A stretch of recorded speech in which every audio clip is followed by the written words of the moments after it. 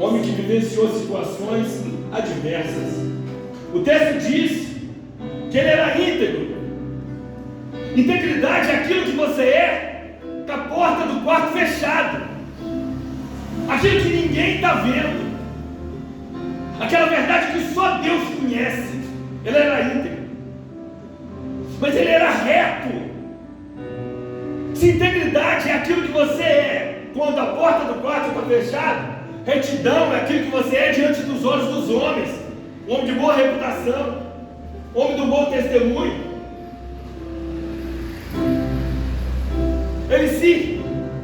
Ele era reto, ele era íntegro, ele temia Deus, princípio da sabedoria, e se desviava do mal. Ele era extremamente santo, um homem separado para Deus. Esse é Jó. Um homem que vivia uma vida limpada, uma vida reta diante do Senhor, um homem puro diante do Senhor. O texto começa a descrever isso. Estudando a Bíblia, a gente vê que ele era um pouquinho mais. Porque você vê no capítulo 19, você vê no capítulo 4, 3 ao 4, que ele também, sabe o que? Ensinava as pessoas, ele ajudava as pessoas, ele fortalecia as pessoas, ele era vista para os cegos, para os mancos, ele era perna, ele ajudava os pobres, as viúvas. Era um homem de bom coração, era um homem que tinha empatia e compaixão. Porque empatia é colocar no lugar do outro, compaixão é ser resposta para a dor do outro. E eu abro aqui um parênteses. Ter empatia, eu acho que é o primeiro lado de uma moeda, mas ela só é completa quando a gente tem compaixão. Porque não adianta eu me colocar no lugar do outro se eu não estou disposto a ser resposta para o outro. E Jó era esse homem, o homem mais rico,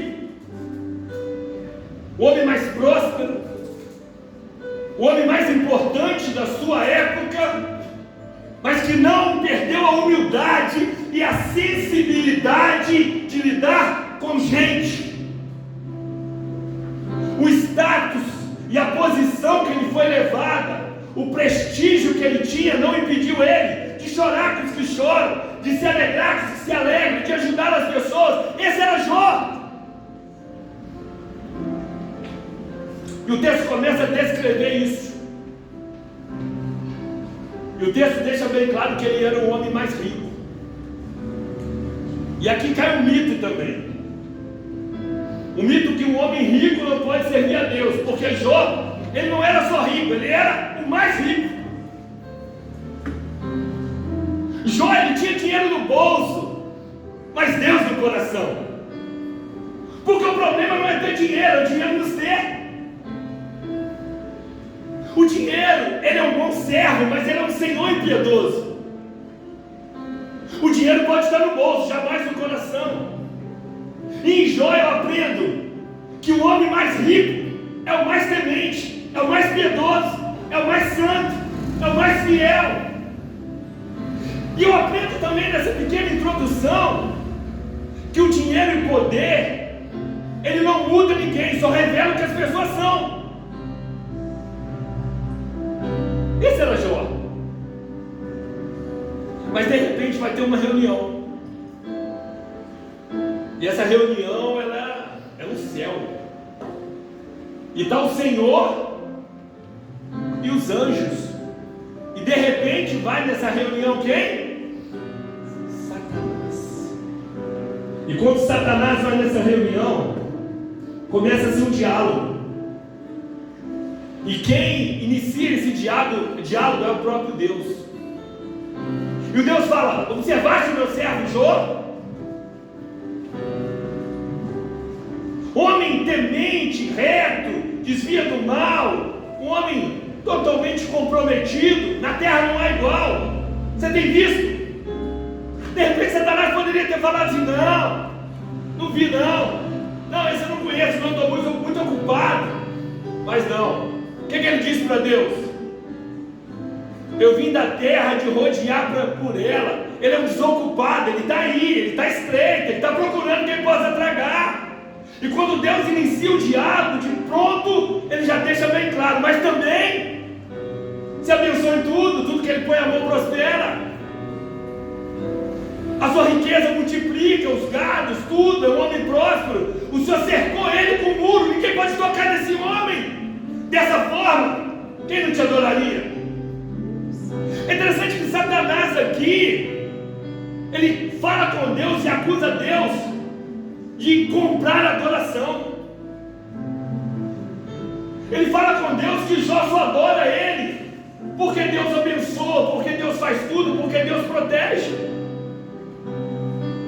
Ele joga na cara de Deus, Satanás joga na cara de Deus, que se Deus tirar a bênção, Jó para de adorar, Jó desanima da fé, Jó retrocede, que Jó é interesseiro.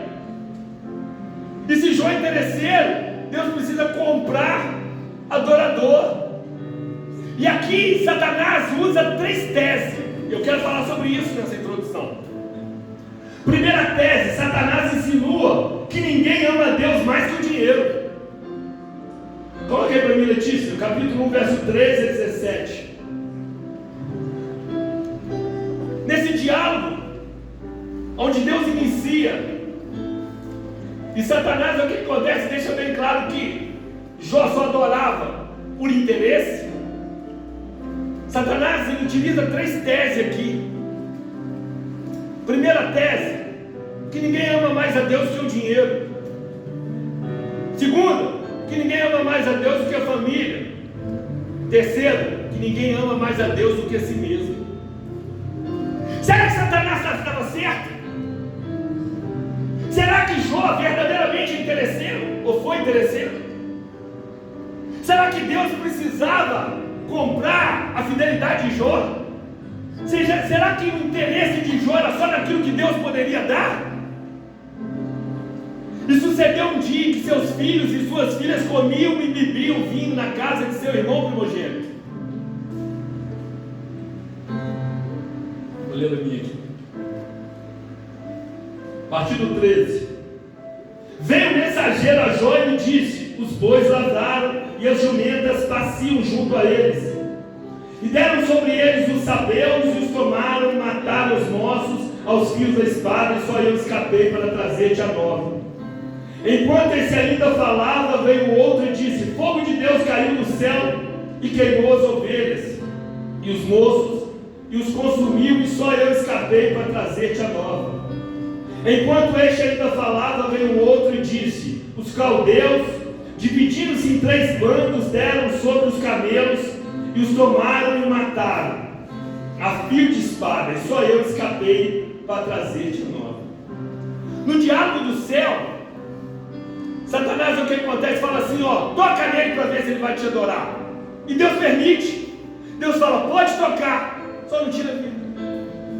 E aí Satanás sai para fazer uma ruaça na vida de Jó. E o que é interessante é que Satanás só pode ir até onde Deus permite. Como eu sempre digo, ele é um cão na coleira de Deus. Deus, ele tem o domínio de tudo e de todos, mas Satanás agora ele vai sair para fazer uma ruaça. E a primeira tese é essa: que Jó, ou ninguém ama mais a Deus do que o dinheiro. E Jó, como o texto que a gente leu, perde tudo. Num dia, ele perde toda a sua riqueza, ele perde tudo que ele tem. Ele vai à bancarrota. O homem mais rico perde tudo. E você vê que vem os sabeus, você vê que vem o fogo do céu, porque o texto diz que vem o fogo do céu, e vem os caldeus. Toda a sua riqueza, tudo é diluído. Num certo dia, aquele homem está milionário, no outro dia, ele não tem o dinheiro para comprar o arroz, ele perde tudo. Esse homem abençoado, ele perde tudo que ele tinha. Ele perde riqueza, ele fica sem nada. Será que Satanás estava certo? Será que verdadeiramente Jó só servia a Deus por aquilo que Deus podia dar? Depois que Jó, ele perde tudo, Jó vai dar uma resposta dessa primeira indagação, no verso 21. No sair do ventre da minha mãe, no tornarei. O Senhor deu, o Senhor tomou. Em tudo isso, Jó não blasfemou contra Deus. Glória a Deus! Jó vence aqui a primeira tese de Satanás. Jó deixa bem claro aqui que ele ama mais a Deus do que a riqueza. Jó perde tudo, mas mesmo assim se mantém fiel. Quando Jó deixa bem claro e diz: nu, eu vim do ventre da minha mãe, nu eu voltarei. Sabe o que Jó estava dizendo? Tudo aquilo que eu ganhei entre o nascimento e a morte não é razão do meu viver. Eu não me movo por isso. Já está deixando bem claro que ele ama a Deus, não por aquilo que Deus possa fazer ou dar. Ele ama a Deus por aquilo que Deus é. Ele ama a Deus porque Deus é bom, porque Deus é fiel. E aqui, sabe o que? Ele desmartela a primeira tese de Satanás. Aí ele vai para a segunda tese, que ninguém ama mais a Deus do que a família. E no mesmo momento acontece isso. Porque quando Jó começa a receber as notícias que perdeu seus bens, ele começa a receber notícias também que perdeu seus filhos. O texto vai dizer no verso 18 e 19 do capítulo 1. Eles estão na casa do irmão mais velho, eles estão festejando. De repente vem um vento, pega nos 4 pontos da casa, mata todo mundo. Então no mesmo dia Jó perde a riqueza e perde todos os seus filhos. Será que agora Jó vai blasfemar contra Deus? Será que agora Jó vai negar ao Senhor? Será que Satanás está certo? Ninguém ama mais a Deus do que sua própria família? Deve ter uns 4, 5 meses que a minha mãe partiu. Que dor. O meu irmão, quem conheceu o Léo, foi morto com 13 tiros. Que dor. De repente tem pessoas aqui que já perdeu alguém. Que dor. Mas o único relato de alguém que no mesmo dia enterrou 10 foi Jó. Já tinha tudo para blasfemar, já tinha tudo para virar as costas. Mas Jó se mantém firme. E ele acaba com a segunda tese de Satanás. Quando ele fala: Deus deu, Deus tomou. Em tudo isso, Jó não pecou contra Deus. Jó entendeu que os filhos são herança do Senhor. Jó entendeu que mesmo mediante a perda, Deus não perde o controle, que Deus é bom, que Deus é fiel. Jó entendeu que as circunstâncias, ela traz dúvida em nós, mas Deus, Ele é soberano. Querido, Jó continua fiel, mesmo depois de perder tudo. E aqui a segunda tese de Satanás, ela cai por terra. E aí a gente vai para o capítulo 2. Quando chega no capítulo 2, o cenário novamente é no céu. Está Deus, está os anjos. E nesse cenário, Deus inicia novamente um diálogo, uma conversa. E fala com Satanás: de onde vens? E Satanás fala: de rodear a terra e de passear por ela. Sabe o que Satanás estava falando? Eu não mudei a minha agenda. Eu continuo aí. Eu estou espreita. Eu estou de olho. Eu estou procurando alguém que eu possa estragar. Eu estou botando, sabe o que? Uma pedra de tropeço. Eu estou tentando fazer o povo o que acontece desvirtuar. Eu estou lá. Eu estou matando, eu estou roubando, eu estou destruindo. Eu continuo a mesma coisa. E aí Deus inicia de novo e dá o currículo de Jó. Observaste o meu servo Jó? E ele vai falar tudo de novo: íntegro, reto, desvio do mal, temente a Deus. Tu me incitaste contra ele sem motivo. Sabe o que Deus estava falando com Satanás? A sua fala enganosa. Você é um mentiroso. Jó é fiel. Jó é temente. Você me fez tocar nele. E aí Satanás fala assim: pele por pele, todo homem dará pela sua vida. E é a terceira tese. Satanás fala o seguinte: toca na vida dele, ele vai blasfemar na sua face. E Deus fala para ele: pode tocar, mas só não tira ali. E Satanás desce, coloca uma doença nele, chagas, da ponta do pé ao alto da cabeça. Jó é tomado de uma doença. Jó perde tudo. Jó perde a riqueza. Jó perde os filhos. E agora Jó está doente.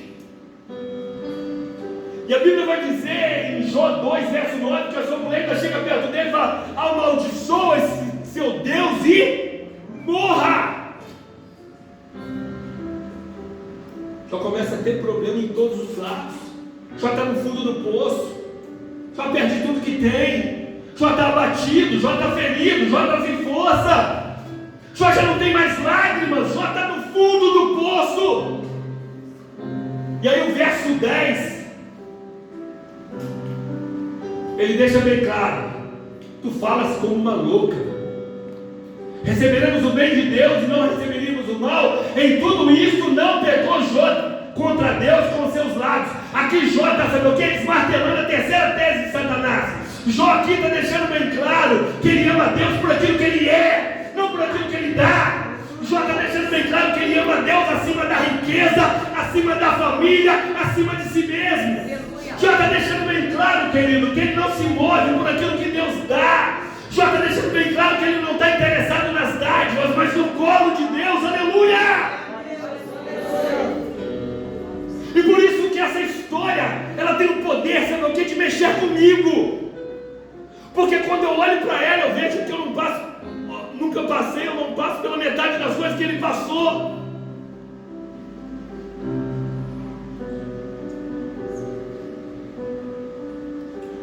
O que te move está aqui. As dádivas ou o colo de Deus? Hoje a gente vê pessoas murmurando por muito menos, reclamando por muito menos, abandonando a fé por muito menos. Mas quando a gente olha para a história de Jó, é um tapa na cara, sim ou não?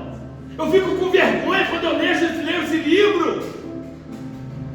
Quando as coisas elas fogem um pouquinho das nossas circunstâncias, fogem um pouquinho da nossa controle, a gente desanima, a gente entristece.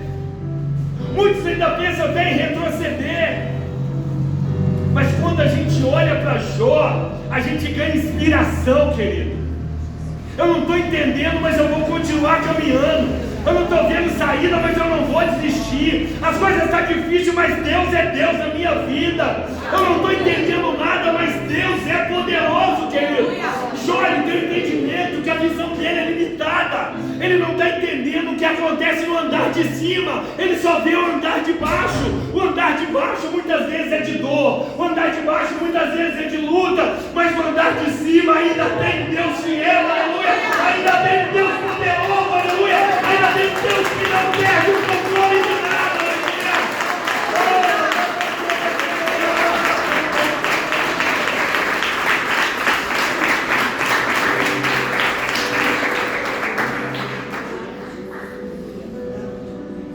Nós temos a visão do andar de baixo.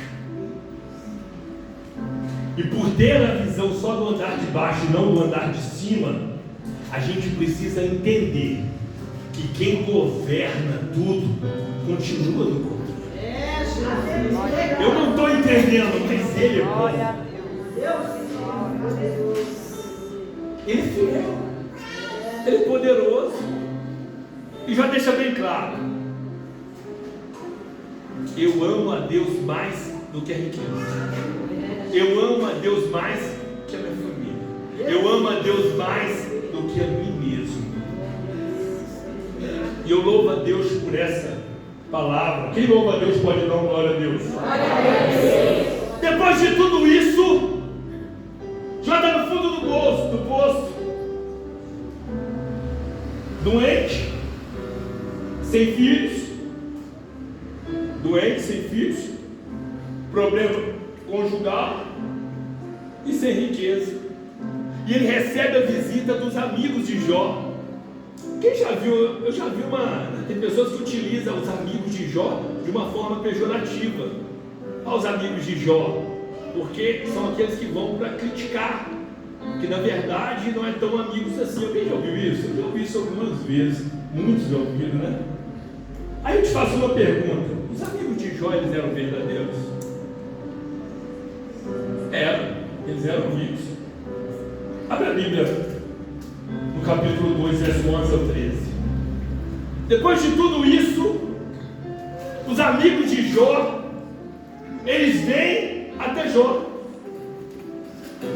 Os amigos de Jó, eles vêm para visitar a Jó.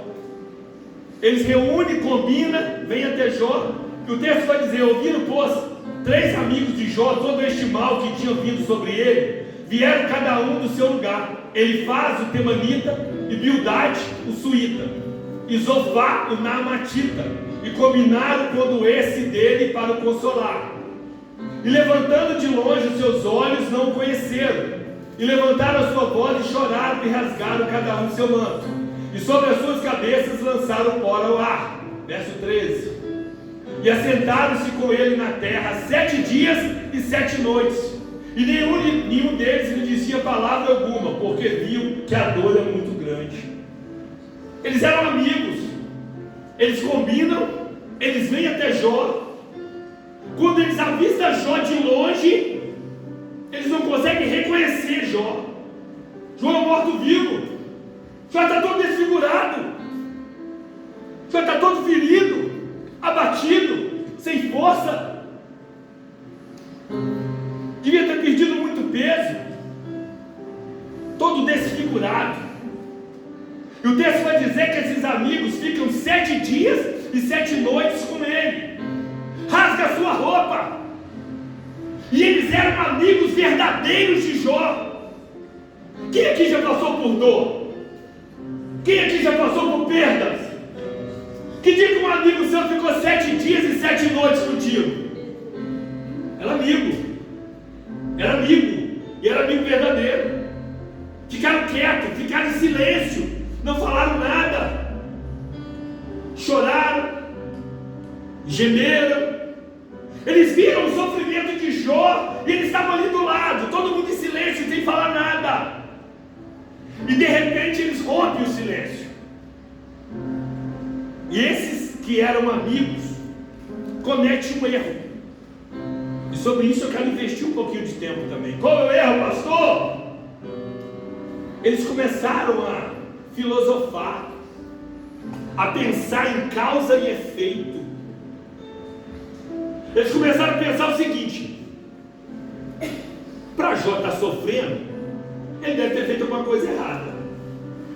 Mas para Jó ter sofrido, está sofrendo tanto como ele tem, ele está sofrendo, ele deve ter fazendo muita coisa errada. Causa e efeito. E é interessante que eles não só pensaram, não, eles falaram. E eles não só falaram, não, eles falaram para Jó. E eles começam a acusar Jó de um montão de coisa. Eles dizem que Jó não era convertido, que Jó era um pecador endurecido, que Jó era ladrão, que Jó era hipócrita. Eles começaram a acusar a Jó. Por quê? Porque eles olham para Jó, vê Jó sofrendo, vê Jó passando por tudo aquilo, achou que era uma consequência. E aqui eu quero gastar um pouco desse tempo, que eu estou na introdução. A gente tem que tomar cuidado com isso. Eu vejo que a maioria das pessoas, elas utilizam a mesma coisa, causa e efeito. Quando a pessoa de repente passa por um problema, acha que o que acontece que é por causa de pecado, que é por causa de erro, aí quer apontar, quer acusar, sim ou não?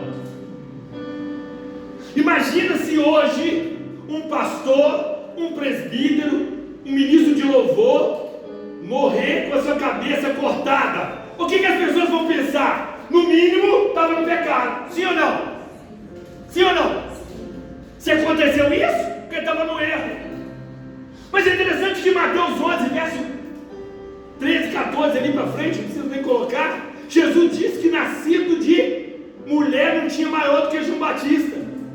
E João Batista, ele morreu com a cabeça cortada, Mateus capítulo 14. Todos os apóstolos morreram como mártires.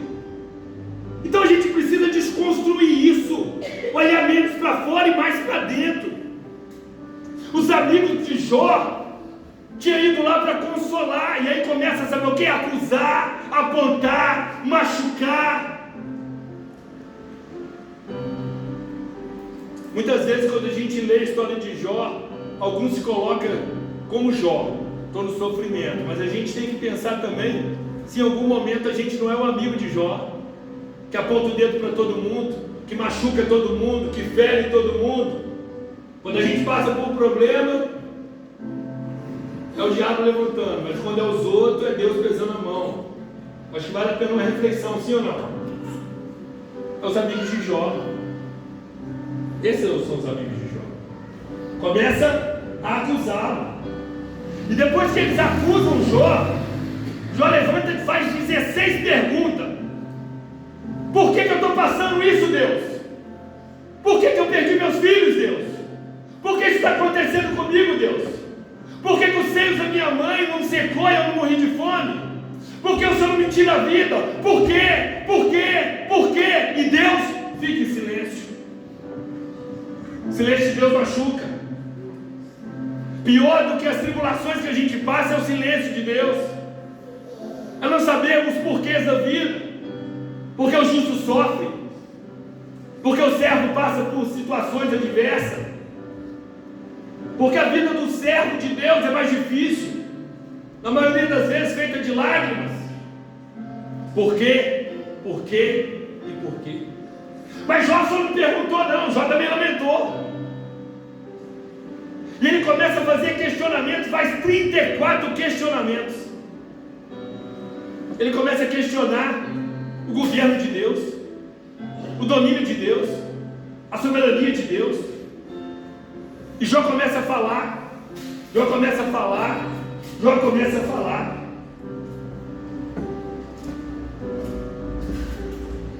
Olha que coisa interessante.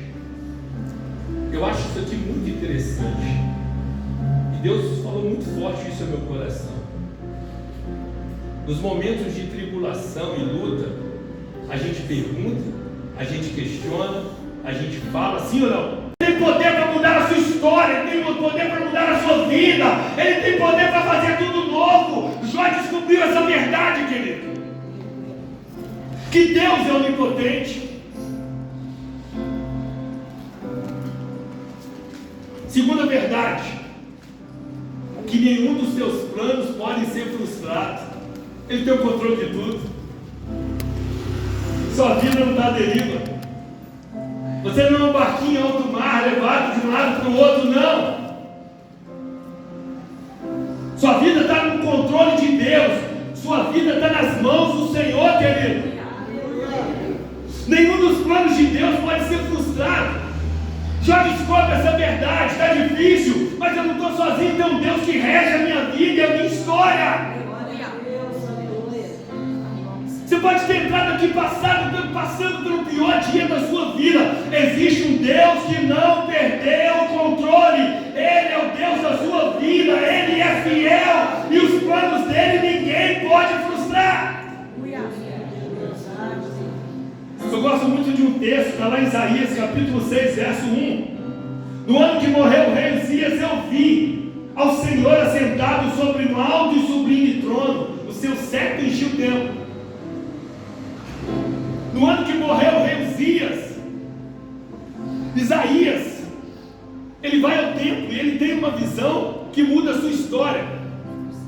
E ele vê a visão do trono. E o Senhor está sentado no trono. Muitas vezes as pessoas pegam o capítulo 6, mas esquecem um pouquinho da história de Uzias. Quem foi Uzias?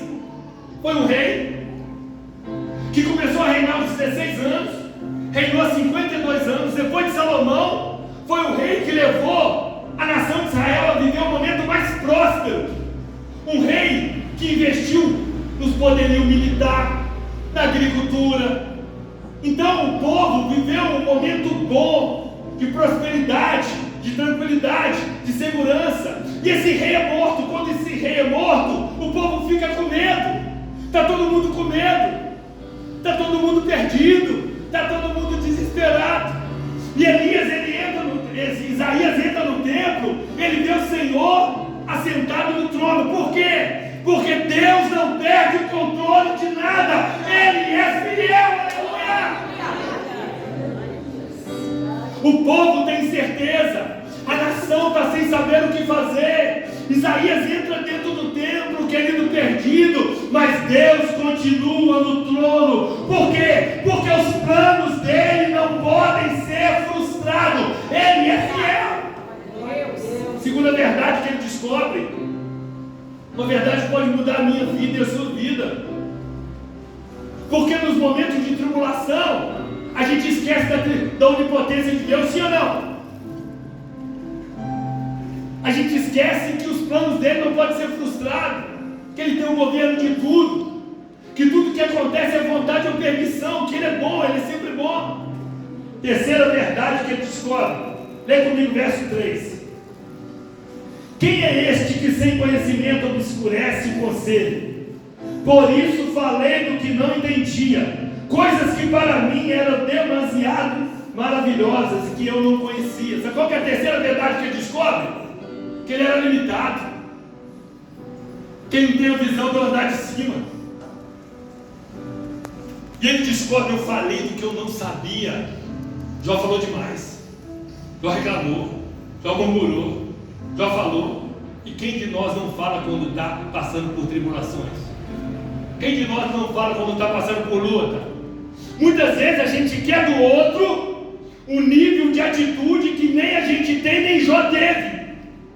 E aqui vai uma reflexão, um ensinamento para mim e para você. Quando a gente está passando por luta, muitas vezes, ou na maioria das vezes, a gente fala demais, sim. A dor é muito grande que a gente não aguenta. Aconteceu isso com Jó. Depois que Jó é invadido pela glória de Deus, com as 70 perguntas, Jó cai na real e falou assim: meu Deus, eu falei que eu não sabia. Aí eu falei demais. Eu falei muito. E quem de nós nunca passou por isso, hein? Sim ou não? Está no momento da tribulação e a gente fala. Aí depois vem o refrigério e a gente, meu Deus, como eu falei, como eu reclamei, como eu murmurei, como eu falei.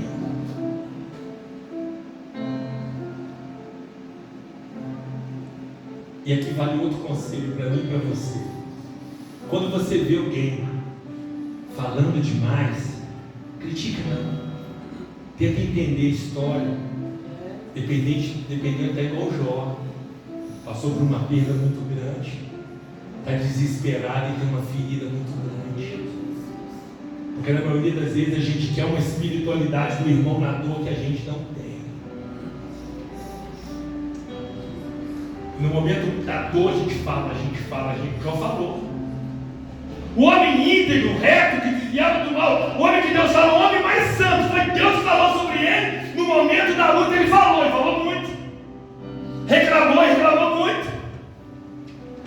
Questionou muito. Mas quando Deus muda a mente dele, quando Deus abre um pouquinho do entendimento e começa a dar uma revelação de um pouquinho do andar de cima, Jó fala: eu falei do que eu não sabia.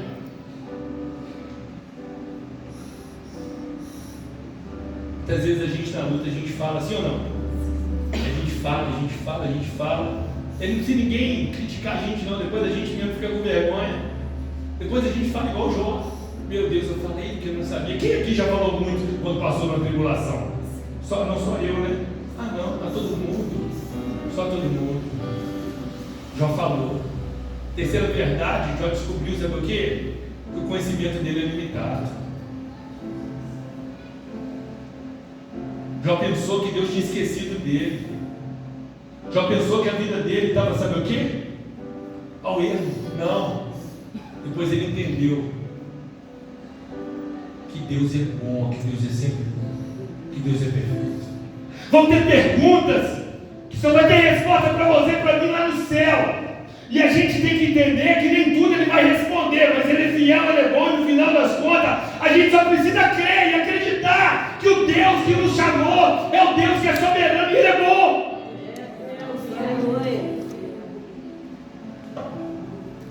Quem já ouviu falar de Behemoth? Leviatã. Está no capítulo 40, verso 15, Behemoth.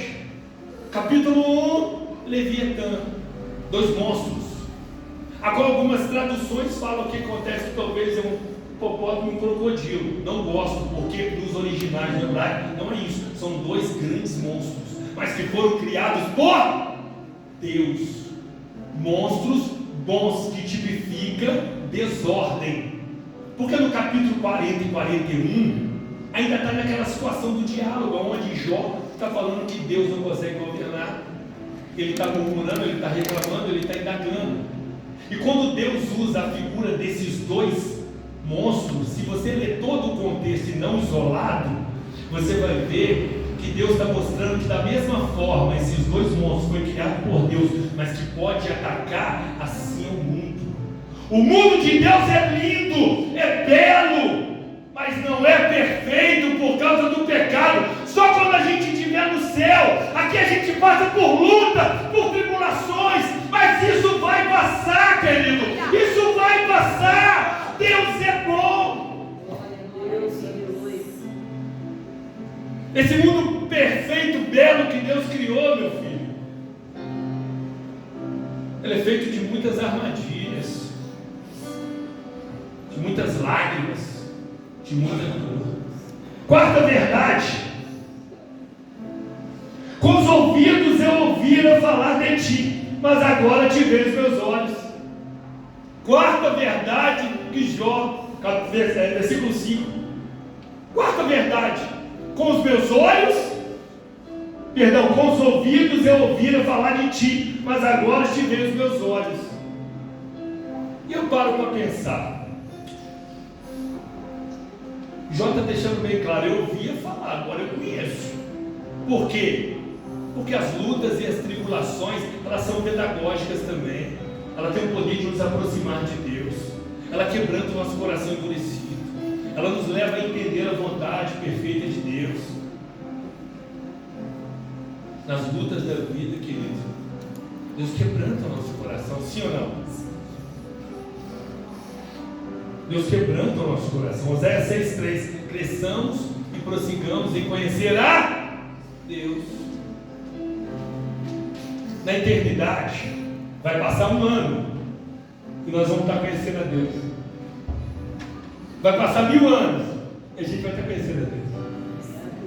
Vai passar 1 milhão de anos e a gente vai estar conhecendo a Deus. Vai passar 1 bilhão de anos e a gente vai estar conhecendo a Deus. Nem toda a eternidade é capaz de esgotar o conhecimento de Deus, porque Ele é eterno.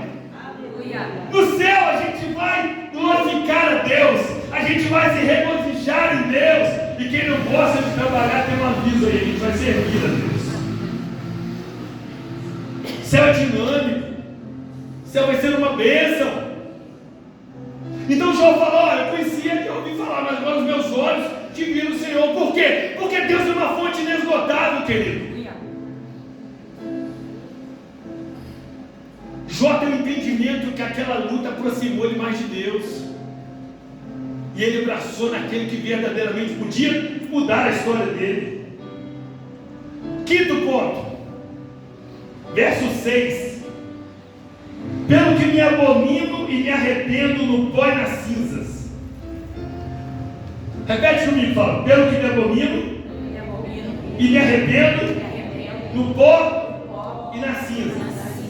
Esse texto, ele caía bem na boca de um ímpio, sim ou não? Mas não caía bem, não cai bem na boca de um homem que Deus falou que era o homem mais íntegro, mais reto, que desviava do mal. Jó, ele faz uma declaração que eu entro em parafuso. Como é que um homem mais reto, mais íntegro, mais santo da sua geração, como é que esse homem se abomina no pó e nas cinzas? Te respondo. Quem mais confessa seu pecado não é quem está longe de Deus, é quem está perto. Quanto mais longe de Deus, mais a gente é arrogante, mais a gente é soberbo, mais a gente é vaidoso. Esse texto nos ensina que quanto mais perto de Deus, mais a gente reconhece que Ele é bom e a gente é pecador. Quando você vê alguém, o que acontece? Confessando pecado, se humilhando diante de Deus, está aí diante de você alguém temente a Deus. Mas quando você vê alguém que acha que é muita coisa, que é muito bom, que aponta o dedo para todo mundo, que acha que é um santarrão, você está diante de alguém longe de Deus. Isaías capítulo 6, verso 5, Isaías quando tem a visão, Isaías fala: ai de mim que vou perecendo, porque os meus olhos viram o Senhor. Meu irmão, quanto mais perto de Deus, mais a gente reconhece a nossa limitação, sim ou não?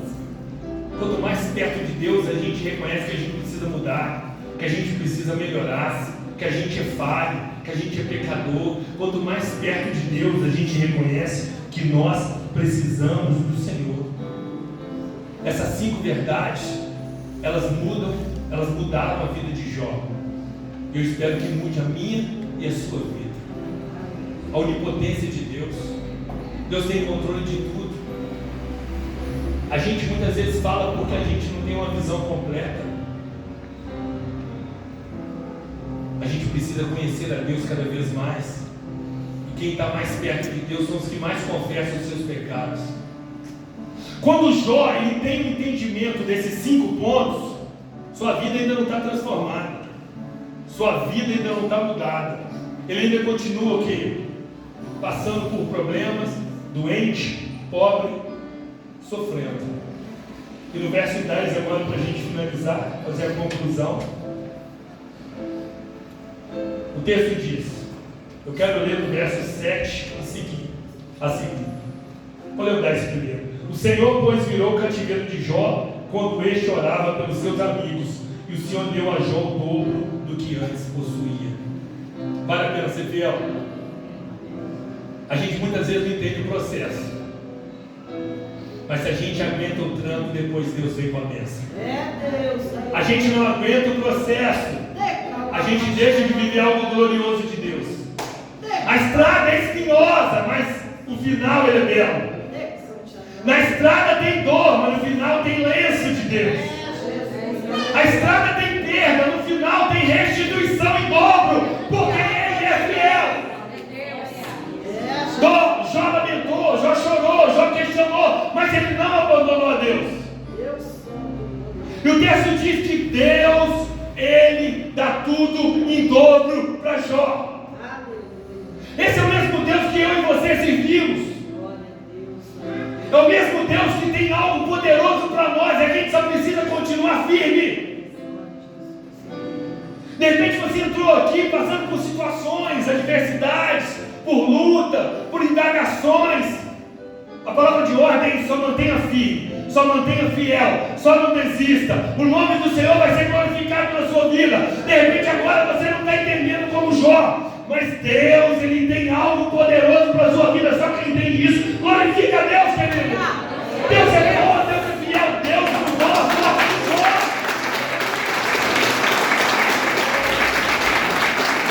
E Deus mudou a sorte de Jó quando ele orava pelos seus. Olha que coisa poderosa. No verso 7, 8 e 9, sabe aqueles amigos de Jó que começaram a tentar a filosofar, começaram a acusar ele olhando por causa, efeito e causa? Falaram assim: se Jó está sofrendo é porque está no pecado. Deus se manifesta a eles e fala assim: ó, vocês falaram coisas mal para Jó. Para mim não pesar a mão sobre vocês, vai até Jó, leva o sacrifício e Jó vai orar para vocês. Eles tiveram que ir até Jó. Quando eles chegam perto de Jó, olha o versículo 9, isso aqui me chamou muita atenção. Então foram Elifaz, o Temanita, e Bildade, Suíte, Zofar, o Namatita, e fizeram como o Senhor lhe ordenara, E o Senhor aceitou Jó. Por que o Senhor aceitou Jó? Não foi Jó que falou com eles? Porque no processo da luta e da dor, a gente fica mais sensível. E a gente ouve coisas e a gente tem a tendência de guardar ódio, rancor, ira. Deus pega e manda aqueles rapazes ir lá para Jó orar. Quando o texto diz que Deus aceitou a Jó, não é porque Jó somente orou, mas é porque Deus viu no coração de Jó verdade. Porque se não houvesse cura no coração de Jó, Jó não viveria, sabe o quê? A glória da segunda casa. Se você guardar isso que eu vou falar agora, eu estou satisfeito. Jó passou por tudo isso. Ele foi no fundo do poço, mas ele só recebeu tudo em dobro quando na verdade ele conseguiu liberar perdão, ter um coração puro e orar por aqueles que apontaram o dedo para ele, por aqueles que o acusaram. Jó já era um homem, coloca sobre seus pés. Jó já não quero chamar um pouquinho. Jó já era o homem mais rico do Oriente. Ele se transformou um homem 2 vezes mais rico do Oriente. Jó perdeu os seus 10 filhos, Deus deu mais 10 filhos para ele. Deus restaurou a vida de Jó. Deus restaurou Jó por completo. Deus mudou a sorte de Jó. E eu te faço uma pergunta. Deus que mudou a sorte de Jó, que passou por tudo que passou, será que Ele não tem poder para mudar a sua sorte? Eu quero fazer algo profético. Eu quero orar por você. Você que precisa de uma oração, que como Jó, entrou aqui passando por uma luta, por tribulação, vem à frente, eu quero orar por você. Quem me conhece sabe que eu não sou muito de fazer isso, mas Deus ministrou isso no meu coração. Pastores, a gente quer orar por você. De repente você entrou aqui dentro e só Deus sabe como é que está a sua vida. Só Deus sabe como é que está o seu coração. Eu quero em nome de Jesus orar por você. Depois nós vamos cantar Deus forte. Deus forte. O Deus de Jó é um Deus forte, é o nosso Deus. O Deus que mudou a sorte de Jó, Ele está aqui. O Deus que deu tudo em dobro de Jó é o Deus que está aqui para mudar a minha e a sua vida. Jó, ele perde tudo, mas ele não perde a fé. E Deus restaura tudo. E eu creio em nome de Jesus em algo novo. Feche os olhos, eu quero orar pela sua vida. Coloque a mão no seu coração. Quero chamar em nome de Jesus os obreiros. Estende a mão para esses irmãos em nome de Jesus, querido. Quem de nós não passa por luta, por situações, por tribulações? Em nome de Jesus. E ele ficou muito famoso. A esposa veio junto e o repórter perguntou para ela assim: você conhece tudo sobre a teoria que o seu marido ficou famoso? Ela não conheço, mas eu conheço o meu marido e isso basta. Muitas vezes a gente não entende nem conhece o que Deus está fazendo, mas a gente conhece Deus porque o Espírito Santo está dentro de nós. Uma hora Ele vai te pegar no colo, Ele vai mudar a sua história, Ele vai